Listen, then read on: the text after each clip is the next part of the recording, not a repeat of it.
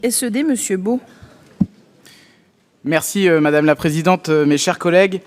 Depuis plusieurs mois, les ménages sont particulièrement frappés par une inflation galopante. Et dans les zones rurales et les zones... Est-ce que je peux continuer du coup ? Allez-y, Monsieur Beau, pardon, allez-y.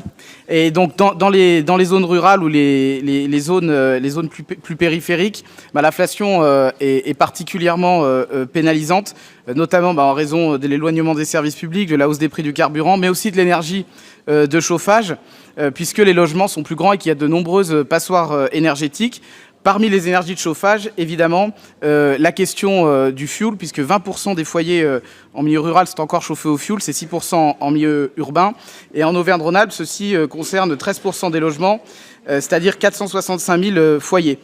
Il n'y a pas eu de bouclier tarifaire concernant le fioul, qui a pourtant explosé à plus de 133%, même si une aide avait été arrachée au Parlement, mais qui est loin de faire le compte. Depuis juillet 2002, l'installation des nouvelles chaudières au fioul et leur remplacement, lorsqu'elles ne peuvent pas être réparées, est interdite, ce qui va bien sûr dans le sens de la décarbonation de l'économie, mais pour certains ménages modestes ou issus des classes moyennes, le reste à charge, malgré les aides existantes, est parfois trop important pour que ces chaudières puissent être changées et remplacées par des énergies de chauffage plus propres. Donc ce que nous proposons, c'est un amendement de bon sens, c'est que la région, tout simplement, puisse compléter et apporter une aide complémentaire aux aides existantes pour la conversion de ces chaudières, ce qui permettrait à ces ménages qui sont parfois pris à la gorge de pouvoir réaliser ces changements de mode de chauffage.